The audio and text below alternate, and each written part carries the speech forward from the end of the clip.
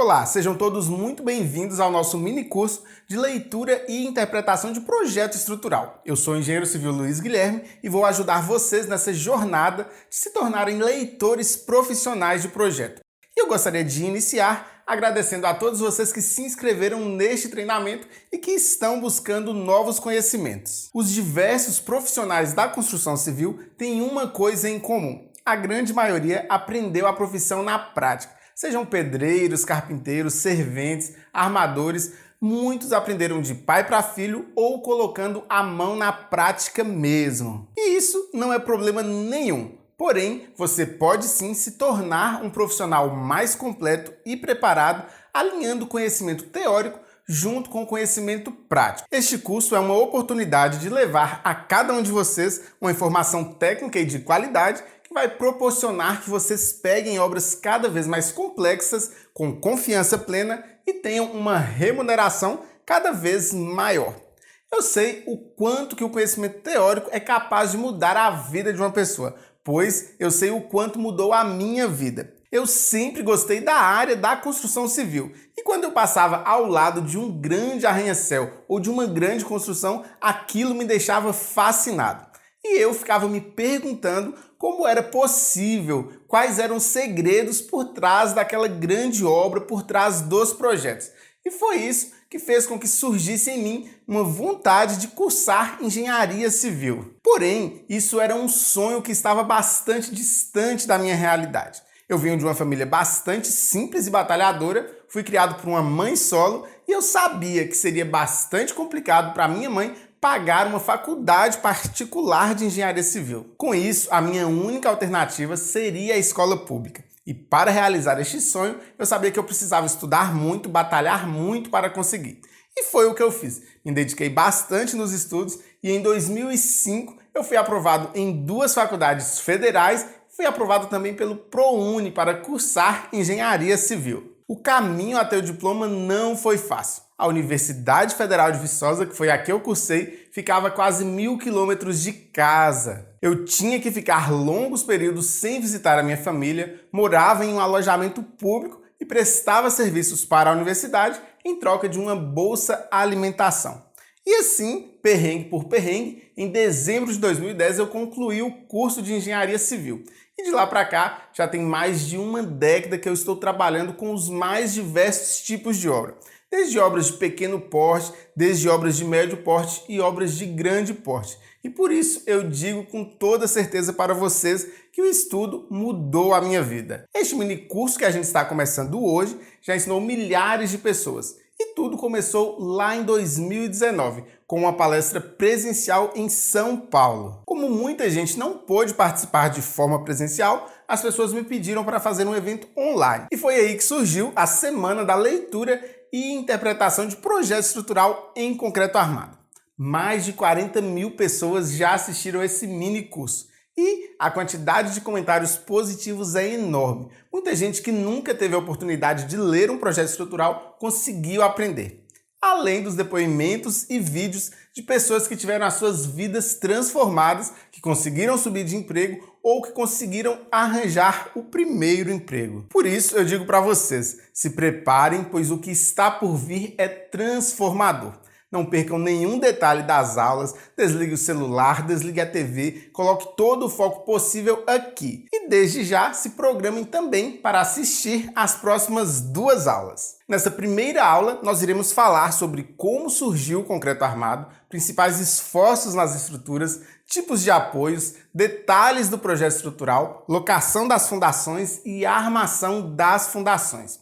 E na última aula eu preparei uma surpresa, mas para você descobrir qual é, você precisa acompanhar até o final. Venham comigo agora para o computador que eu vou iniciar a apresentação do material que eu preparei para vocês e vocês vão ver que qualquer pessoa dentro da construção civil, independente do seu cargo, consegue aprender a ler e interpretar um projeto estrutural em concreto armado. O que eu vou levar para vocês é um aprendizado embutido em mais de 11 anos de estudo, de teoria e de prática. para que você se torne um especialista na leitura de projeto. Você não vai encontrar nada no mercado parecido com minha metodologia, pois ela é única e ensina mesmo para quem acha difícil, para quem não entende as simbologias, para quem nunca trabalhou com projeto e até quem antes achava que não precisava de projeto. Então, você vai sair transformado deste curso. Vamos lá aprender? Nós vamos aprender aí sobre 4 tópicos bastante importantes. Nós vamos aprender sobre como surgiu o concreto armado, vamos aprender sobre os principais esforços nas estruturas, nós vamos aprender sobre tipos de apoios e nós vamos aprender sobre detalhes do projeto estrutural. Por que eu gostaria de separar essa parte introdutória no nosso curso? Porque a partir do momento que você entende tudo isso, que você entende os esforços, as reações e que você entende os detalhes do projeto estrutural, fica tudo mais simples. E tenha certeza que eu vou passar isso para vocês com uma linguagem muito clara, com uma linguagem bem simples. Não vai ter nada de sofisticado, de robusto, para que vocês não entendam. Então, todo o nosso curso vai ser pensado em você que trabalha aí na construção civil e que não teve a oportunidade de estudar ou que tem baixo estudo, para que você consiga se aprimorar. Então, tenho certeza que esse curso vai ser muito proveitoso, vai agregar bastante coisa na sua profissão. Antes de iniciar o nosso conteúdo, eu tenho uma excelente notícia para você. Eu, juntamente com a minha equipe, preparamos uma incrível surpresa. Nós iremos fazer um sorteio de um super brinde para você que está acompanhando o nosso treinamento da Semana da Leitura e Interpretação de Projeto Estrutural em Concreto Armado. E como é que vai funcionar esse sorteio? Para participar aqui deste evento, vocês preencheram aquela ficha de inscrição com o nome de vocês, o e-mail e o telefone. Então, através dessa lista, inclusive se você não preencher essa lista, o link vai estar na descrição desse vídeo, clica lá, coloca seu nome, e-mail e telefone para você participar do sorteio deste brinde, que na verdade eu não chamo nem de brinde, porque vai ser um super presente, que eu tenho certeza que vocês irão gostar muito. Só para deixar vocês aí um pouquinho curiosos, vou deixar aqui uma imagem levemente borrada aí para vocês terem uma ideia do que vai ser este brinde, este presente. Então, como vai funcionar? Através dessa lista que vocês preencheram, eu irei organizar na nossa terceira aula, na quinta-feira, que vai ser uma aula ao vivo, o nosso sorteio. E aí, durante as 2 primeiras aulas, que é a nossa aula de hoje, nossa aula 1, eu irei falar para vocês a primeira palavra-chave. Na aula 2, eu irei falar para vocês a segunda palavra-chave. E na aula 3, nós teremos o sorteio. A pessoa que eu sortear, além dela estar ao vivo, além dela estar presente online lá durante o sorteio, ela precisa ter assistido a aula 1 e a aula 2 e anotado essas palavras-chave. Então, a palavra-chave 1, que vai ser dessa aula de hoje, que eu vou falar logo para vocês, então fiquem atentos. A palavra 2, que eu vou falar para vocês amanhã, vão ser elas que vão desbloquear o presente para vocês. Então, basta você assistir a aula 1, anotar a palavra-chave, assistir a aula 2, anotar a palavra-chave 2, assistir a aula 3 ao vivo. E aí, se você for sorteado, você precisa estar online e você vai mandar aí uma mensagem para o WhatsApp que eu vou passar para vocês, informando as 2 palavras-chave. Se você tiver assistido às aulas e anotado as palavras-chave, você vai levar para casa esse incrível presente. Então, vamos lá começar o nosso conteúdo. E a primeira coisa que eu gostaria de deixar bem claro logo no início do treinamento é que não precisa ter medo. Eu sei que você pode estar pensando que leitura de projeto estrutural é uma coisa de outro mundo, que às vezes só o mestre de obra ou o engenheiro é capaz de fazer, e na verdade não. Através desse treinamento vocês vão ver que você também é capaz de ler um projeto estrutural. Mesmo que você tenha baixa escolaridade, mesmo que você nunca tenha lido um projeto estrutural antes. Então, vamos lá aprender todos esses detalhes. E qual que é a importância de você aprender e você estudar o projeto? Porque às vezes você foi aí dentro da obra se aperfeiçoando na prática, foi aprendendo aí de pai para filho ou aprendendo com algum colega e nunca teve a oportunidade de estudar. Quando você estuda, eu trouxe até um gráfico aqui para vocês bem interessante, que é a relação entre o estudo e a remuneração. Isso aí prova pra gente que quanto mais você aprende, maior vai ficando o seu rendimento no fim do mês. Então veja só que coisa legal. Vocês vão aprender e aí vocês também vão aumentar o salário de vocês, que é um dos objetivos desse treinamento. Observem aqui comigo, ó, uma pessoa em 2018, esse estudo é de 2018, que não tem aqui nenhum ano de estudo, sem estudo, ela ganhava entre R$ 860. Já uma pessoa que teve a oportunidade de estudar, vejam que o salário passa para R$ 4.900. E aí, quanto mais você estuda, mais você ganha, e tem uma segunda vantagem. Mais fácil vai ficando o seu serviço, porque aí você vai deixando aquele serviço muito pesado para trás e aí o seu bolso e a sua coluna agradecem no futuro. A primeira pergunta que eu gostaria de fazer para vocês é se vocês sabem ler um projeto estrutural. E aí coloque aí nos comentários desse vídeo se você não sabe nada, se você sabe só um pouquinho ou se você tem aí uma leitura avançada de projeto estrutural. Isso é bom para mim saber aí um pouco como é que está aí o nível de vocês com relação à leitura do projeto estrutural. Como eu falei para vocês, muitas pessoas não acham que é necessário ou que é importante saber ler um projeto estrutural.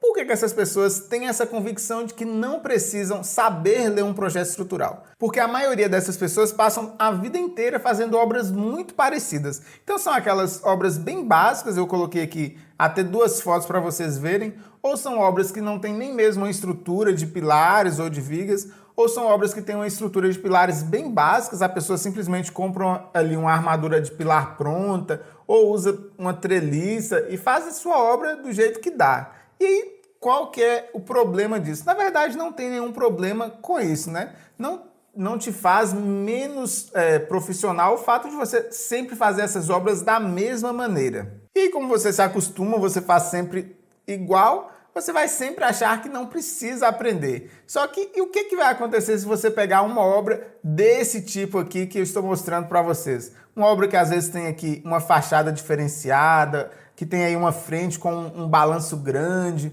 ou que tem aí pilares enormes. Pode ser que você vai deixar de pegar uma obra dessa, de pegar um serviço desse, que vai ter uma remuneração bem mais elevada, simplesmente pelo fato de que você vai receber o projeto de uma construção como essa e não vai saber nem por onde começar, porque você pode não saber como ler e interpretar. E, novamente, como eu falei para vocês, não é que tenha problema nenhum você continuar sempre fazendo tudo igual, fazendo aquela obrinha básica, aquele pilarzinho que você compra pronto, aquela armadura de treliça. Só que se você quer evoluir, se você quer uma remuneração maior, você vai ter que aprender a ler projeto estrutural. Porque essas obras grandes, essas obras mais imponentes, todas elas vão ter por trás um projeto estrutural. E aí, o meu objetivo nesse treinamento é mostrar que você é capaz de fazer obras mais ousadas, que você é capaz de ler um projeto estrutural, mesmo que você nunca tenha lido, que você não seja um mestre de obras ou que você nunca tenha pegado um tipo de obras desse. Vamos lá, então,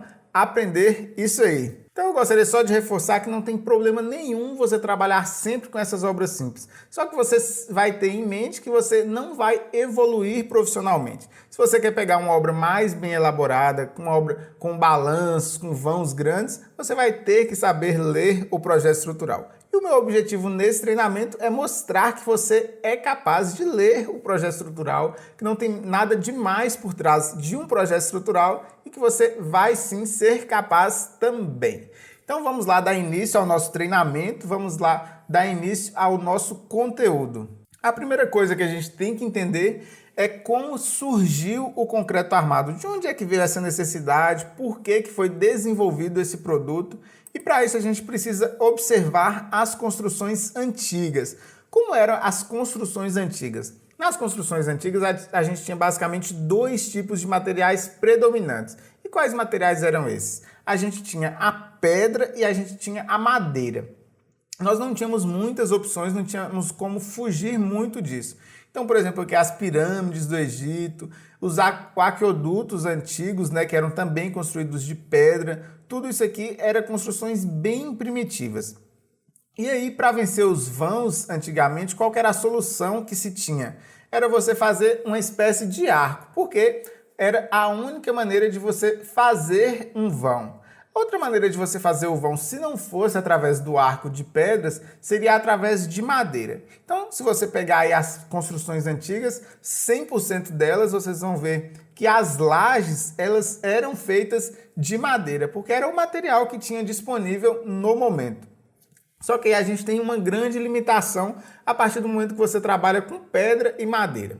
O primeiro deles é o peso, né? Você, para fazer uma construção de pedra, imagina só, ou você fazia ela em formato de pirâmide, ou você não tinha uma expansão muito grande, porque a partir do momento que a construção ia ficando alta, ficava bem complicado você levar essas pedras até em cima. E o caso também da madeira. A madeira não permitia que você fizesse aí construções ousadas, alguns vãos ousados, justamente porque a madeira é o que tinha na natureza ali. O tamanho da viga que tinha é o que você tinha que usar aquilo ali. E aí, quando se inventou o concreto armado, a gente teve um verdadeiro boom no tipo de construção. E aí surgiram aí essas verdadeiras cidades, nessas selvas aí, lotadas de arranha-céu, e tudo isso aí só foi possível graças ao concreto armado, ao surgimento do concreto armado. E por que essa dupla concreto mais aço, ela fez tanto sucesso?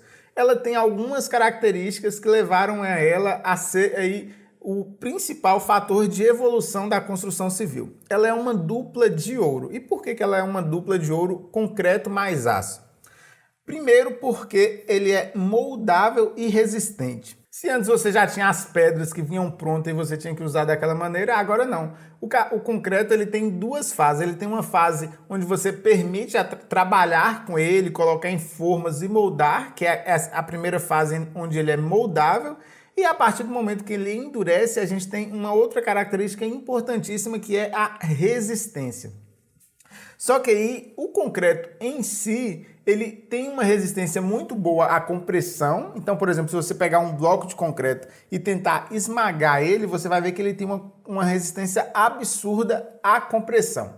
Porém, o concreto ele não tem resistência à tração. Se você tentar esticar ele, ele vai fazer algumas fissuras ali e ele vai se romper. Então, por exemplo, se você tentasse fazer uma laje ou uma viga apenas com concreto, você iria ver que aquilo ali não ia ter resistência praticamente nenhuma, porque a partir do momento em que você flexiona, esse concreto não resiste à tração e ele se rompia.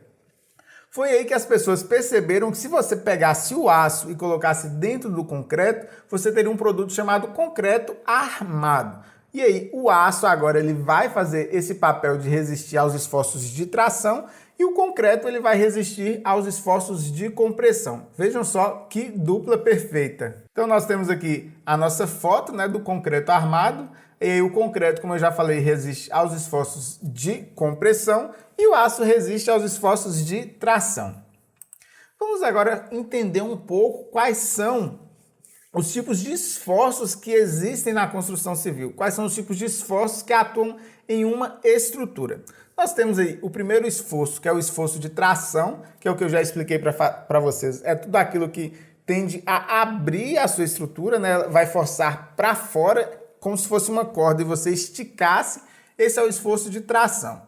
E o esforço de tração, ele é o principal responsável por resistir a esses esforços de tração é a nossa armadura. Lembrem-se disso. O segundo esforço importante na construção civil é o nosso esforço de compressão. Então, toda vez que você vai construindo andar por andar, aquilo ali vai comprimindo os seus pilares e aí que entra o papel do concreto. O concreto é extremamente resistente a resistir esse esforço de compressão. E outro esforço importante é a flexão. E o que é a flexão? Sempre que você pega um elemento e coloca ele ali na horizontal e esse elemento vai resistir a um esforço vertical, ele tende a se flexionar. E qual que é a curiosidade da flexão? A flexão ela pega esses dois esforços que eu já expliquei para vocês, tanto a tração como a compressão, e faz com que esses dois esforços atuem em uma mesma peça. Então, se você observar uma viga que está biapoiada, por exemplo, a parte de cima ela vai estar recebendo esforços de compressão e a parte de baixo vai estar recebendo os esforços de tração. Por isso aí que a gente faz ela com concreto e com o aço. E o outro esforço que eu gostaria de explicar para vocês é um esforço de torção. O torção é sempre quando uma estrutura tende a girar. E aí, entendendo esses esforços aqui na construção, vamos entender um pouco sobre equilíbrio estático. E o que é equilíbrio estático? O nome parece um pouco feio, mas a explicação é muito simples.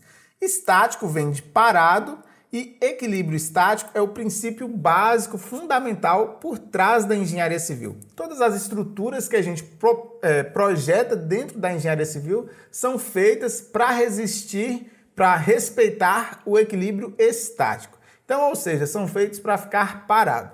E aí a gente tem três tipos, a gente considera basicamente três tipos de parado nas nossas estruturas.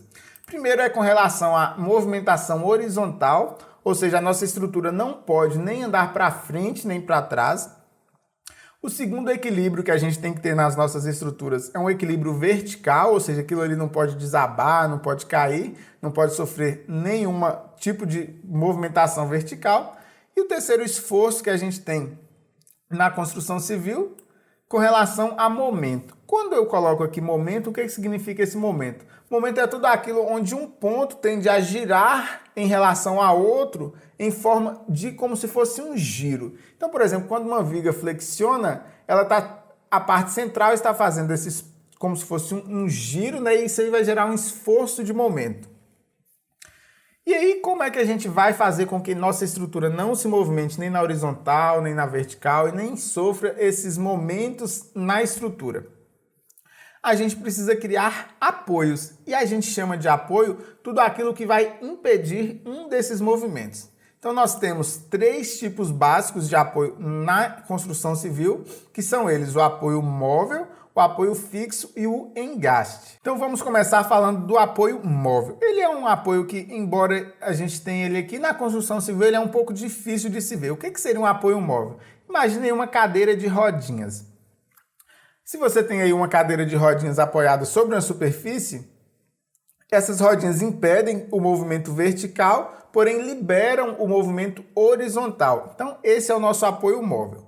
Já um apoio fixo é como se você tivesse aí uma cadeira sem rodinhas. E aí agora você não vai ter aquele movimento nem horizontal, nem vertical. Embora ela não esteja ali deslizando, ela tem ali uma certa fixação no fundo. Esse aí é o nosso apoio fixo.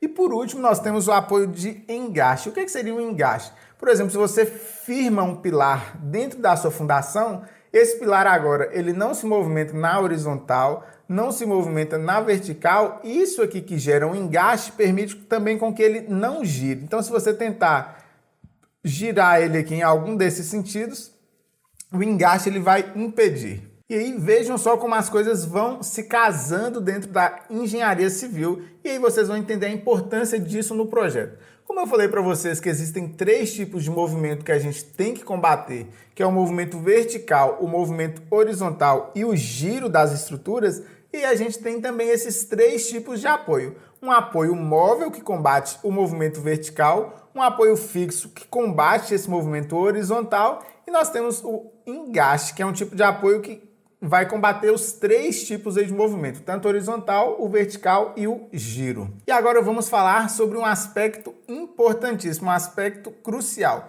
Qual é a importância de um projeto estrutural? A gente está aqui aprendendo como se lê um projeto estrutural, mas por que ele é importante? Ele é importante por alguns fatores. Primeiro, questão de segurança que ele traz na obra. É indiscutível que quando você faz todo um cálculo por trás, isso aí vai deixar o proprietário e o construtor bem mais tranquilos em executar uma obra. Se você chega numa obra e você tem que executar e o proprietário já contratou um engenheiro e já te entregou o projeto, isso aí tira a responsabilidade de você.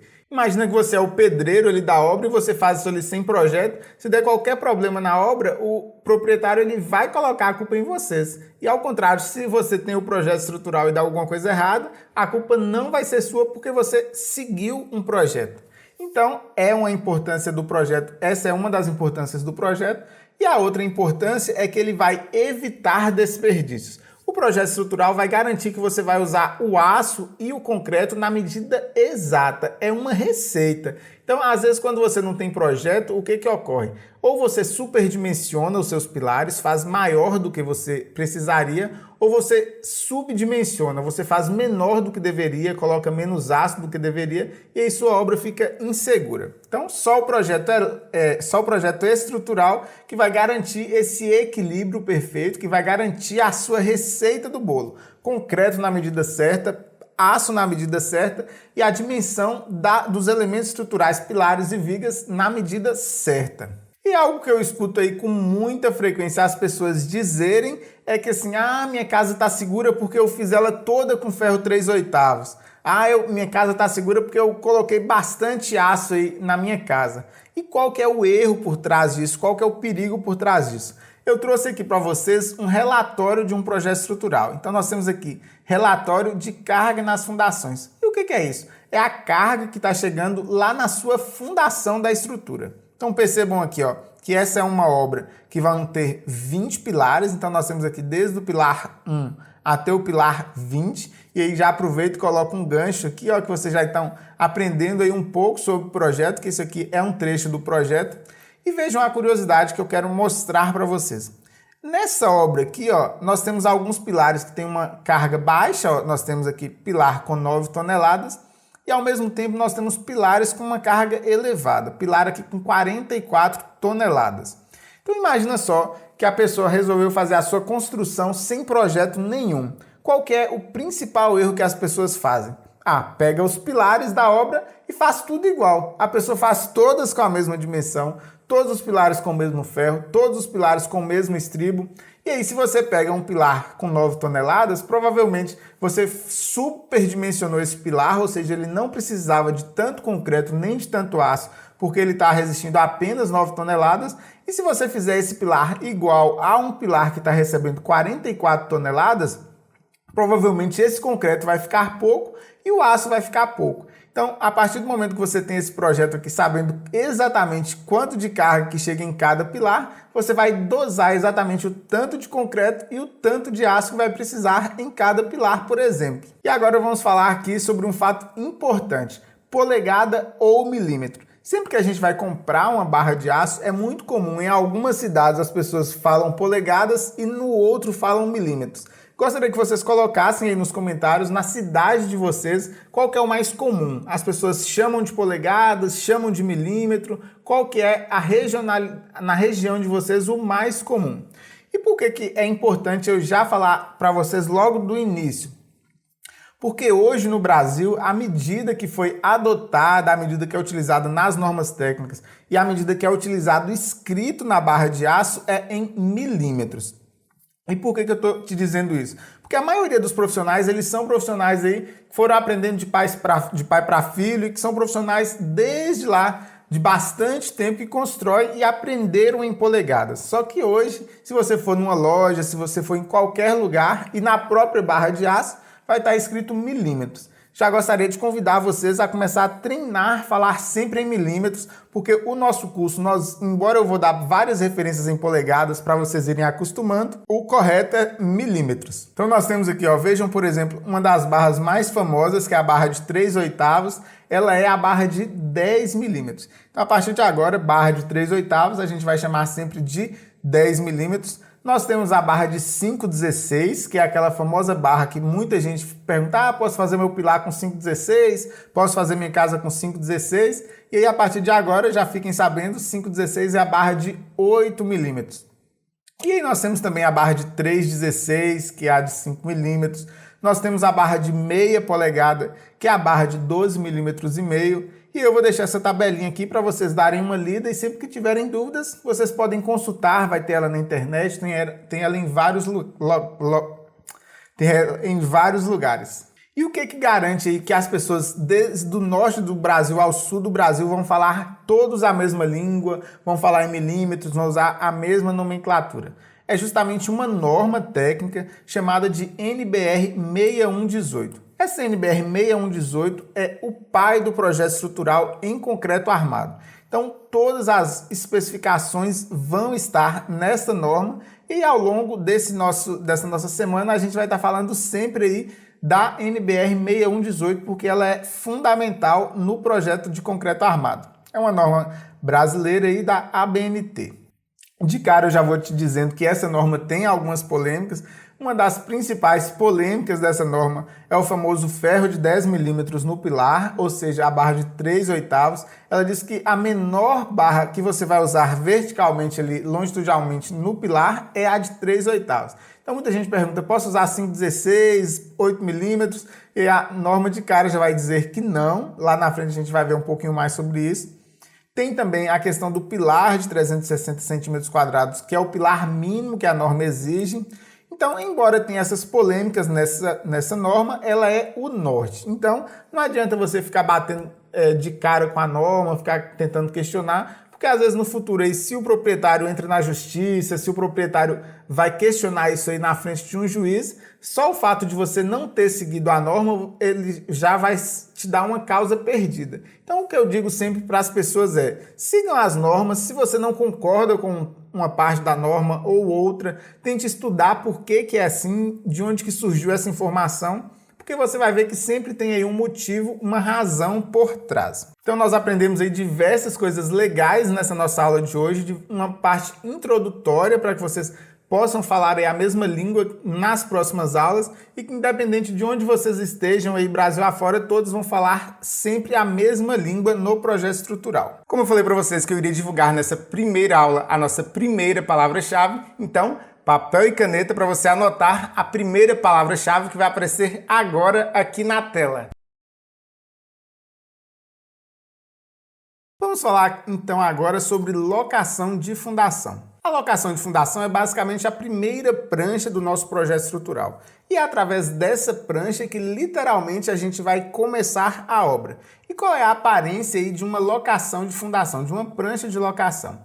Então eu estou trazendo aqui para vocês um modelo para que a gente possa estudar aqui durante o curso e a gente tem aqui algumas partes aqui do nosso projeto. Então nós temos aqui a primeira parte, que é a nossa prancha de locação em si, a nossa planta de locação em si.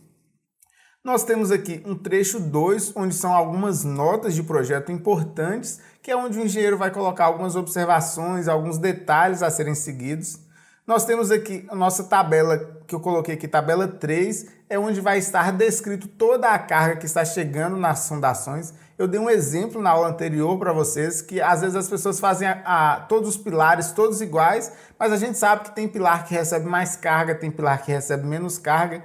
Então aqui é importante você ver qual é a carga que está chegando na sua fundação em cada pilar. Então nós temos aqui, por exemplo, na sapata 1, que vai receber o pilar 1, 20 toneladas, na 2 nós temos 38 toneladas, 47 toneladas e assim sucessivamente até o nosso pilar 8 aqui com 55 toneladas. E aqui na nossa próxima tabela, que eu chamei aqui de 4, tem o volume das sapatas. Esse volume é o volume de concreto, é importante para você que vai fazer uma compra de um concreto usinado, ou que vai fazer uma compra de cimento, de material de construção. Através desse quadro aqui você tem uma ideia do que você vai principar, uma ideia do que você vai precisar. Vamos dar uma olhadinha aqui em algumas dessas notas. Por exemplo, aqui diz, medidas em centímetros e níveis em metros.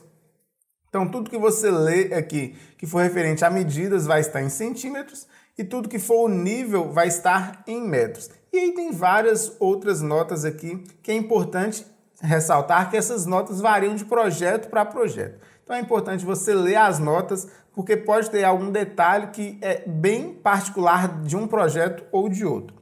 Qual que é a função da nossa locação de fundação, dessa prancha de locação? A função número 1 é a montagem do gabarito. Então, o nosso gabarito ou tabeira que você vai montar para alocar a sua obra em si, todas as medidas vão estar aqui. Ela é importante porque ela vai ter as referências horizontais e verticais e vai ter também a numeração dos elementos, ou seja, aqui, sapata 1, pilar 1, sapata 2, pilar 2. Desde o início a gente vai seguindo essa numeração que aparece aqui para a gente na locação das fundações. E temos também aqui a dimensão dos nossos elementos, tanto das sapatas como os pilares. Então tudo isso aí de informação a gente vai encontrar aqui na nossa prancha de locação. Vou dar um zoom aqui para vocês verem, Nós temos aqui duas sapatas que eu separei para vocês, a sapata 1 e a sapata 2. Então vejam que nesse projeto aqui a gente vai ter todas as dimensões. Então, é uma sapata de 1,10 por 1,10, mostra aqui a altura da sapata, mostra aqui a representação do pilar. Então tudo isso aí é importante você pegar essas dimensões na sua prancha. Outro detalhe importante que a gente está vendo aqui no projeto, ó, o engenheiro pediu para fazer um concreto magro no fundo aqui da nossa sapata, vocês estão percebendo aqui. E ele também pede um rodapé, que é aquela parte reta, né, da nossa sapata antes de começar o chanfrado, um rodapé de 10 centímetros. E um detalhe importante que vocês vão perceber também, não só na prancha da locação aqui da nossa fundação, como em todas as pranchas, é como é que os pilares eles vão ser representados. A gente vai falar um pouco mais de pilar na próxima aula, mas ele já aparece aqui desde a nossa fundação e essa representação ela é padrão. Por isso que é importante vocês entenderem. E como é essa representação? Toda vez que um pilar, vamos começar aqui da parte inicial, toda vez que um pilar vai nascer, e o que é nascer? É o ponto inicial do pilar, geralmente é lá na nossa sapata ou no nosso bloco de fundação. Então sempre que o pilar nasce, ele vai ser desenhado assim apenas o contorno, e o meio não vai ter nenhum preenchimento, nenhuma achura. Isso vai representar que o pilar vai nascer. Quando chega ali no baldrame ou na primeira laje, caso esse pilar continue no próximo andar, então ele vai ser representado com essa achura em diagonal. Isso significa que o pilar vai passar para o próximo nível. Também tem uma situação em que o pilar passa para o próximo nível, porém ele diminui de tamanho. Isso é muito comum em prédios altos, por exemplo, à medida que o prédio vai subindo, o pilar vai diminuindo de tamanho. E como que a gente sabe que um pilar diminuiu de tamanho de um andar para o outro? É porque ele vai estar metade achurada, como vocês estão vendo aqui, e uma metade pintado de preto. Então, essa parte de preto significa a parte do pilar que vai ser reduzido e que não vai passar para o próximo pavimento. E se por um acaso a gente chegou na cobertura ou se por algum detalhe arquitetônico esse pilar não passa para o próximo nível, aí ele vai vir todo pintado de preto. Então, pilar todo pintado de preto significa um pilar que morre, um pilar que não vai para o próximo nível. E agora eu gostaria de falar um detalhe importantíssimo no projeto estrutural que a gente chama de N. E o que é esse N? Esse N você vai ver em todos os lugares do projeto estrutural. O N nada mais é do que a identidade de qualquer barra de aço do projeto. Então, as nossas barras longitudinais de pilar vão receber um N, que é o número de identificação, e aí vai ter, por exemplo, o estribo vai ter um N, e todas as outras barras, cada uma delas vai ser numerada com um número de identidade, que é justamente esse N. Então, por exemplo, quando a gente chegar aí nas próximas pranchas, você vai ter lá, por exemplo, o estribo. O número do estribo vai ser, por exemplo, vou chutar aqui, N2. Então, você já sabe que esse 2 é um estribo. Então, quando você pega a sua relação de aço ou resumo de aço, que é esse quadrozinho que vai ficar no canto das suas pranchas de projeto estrutural, nessa relação de aço você vai ter aqui todos os N's que você vai precisar para armar essa prancha. Então, por exemplo, só olhando essa relação de aço aqui, a gente já sabe que a gente tem 8 tipos diferentes de dobras e de cortes. Então, cada um desses N's vai representar uma bitola diferente, um corte diferente e uma dobra diferente. Tudo isso a gente já vê no resumo aqui da relação de aço. E qual que é a importância dessa relação aqui do aço? É importante para que você saiba que a quantidade que você vai precisar cortar, o diâmetro que você vai precisar cortar e o total de aço que você vai precisar comprar. Então vamos dar uma olhadinha aqui na nossa prancha aqui de armação de fundação para ficar um pouco mais claro o que é esse N, onde ele aparece e como entender esse N. Então aqui está a nossa segunda prancha, conhecida como armação das fundações, e nós vamos ter aqui o detalhe das armações das fundações, aquele quadrinho que eu falei para vocês que é a nossa relação de aço e o resumo de aço. Aparecem novamente aqui notas de projeto. Essas notas é importante você ler porque ela varia de projeto em projeto. E aí vamos pegar aqui e entender detalhe por detalhe como é a armação de uma fundação. Então vamos lá. A armação de fundação geralmente é uma esteira, ou seja, são barras horizontais e barras verticais. E aí cada barra dessa vai ter um N, que é o número, vai ter a quantidade e vai ter a bitola. Então vamos entender aqui, vou pegar como exemplo aqui, está um pouquinho maior na tela, a nossa sapata 2. Então vejam só, nós temos aqui na vertical uma barra chamada de N2 e nós temos na horizontal uma barra chamada de N2. Ou seja, a mesma barra que você vai usar na vertical é a mesma barra que você vai usar na horizontal, chamada de N2. E aí agora, esse número que aparece na frente aqui do N2 é a quantidade de barras que você vai precisar. Então aqui, nessa parte vertical, nós vamos usar 13 barras. E na parte horizontal aqui nós vamos usar 13 barras também, ou seja, 13 ferros N2 distribuídos aí ao longo da nossa sapata. Aqui embaixo está o detalhamento dessa barra conhecida como N2. Então vocês vão perceber aqui, ó, N2, que é o nosso número de identificação dessa barra, ó, nome da barra no projeto. Ela está aqui desenhada detalhe por detalhe. E como é a dobra dessa barra? Então percebam que é uma barra aqui que vão ter dois ganchos nas pontas de 8 centímetros e vai ter um trecho central aqui, um trecho reto de 149 centímetros. E outros detalhes aqui a gente vai perceber também na nossa representação detalhada. Vamos começar aqui do final 165. O que significa esse 165? 165 significa o comprimento total de corte, ou seja, quando você pegar a sua barra, você vai cortar ela com 165 centímetros. Esse diâmetro aqui, diâmetro 6.3, é a bitola da barra que você vai utilizar. Ou seja, você vai utilizar uma barra de 6.3, nós temos aqui diâmetro da barra 6.3, você vai pegar ela, cortar, comprimento total aqui de corte de 165. E aí a gente vai ter aqui o espaçamento entre as barras. Então a gente tem aqui, ó, C/12, o que significa esse C/12?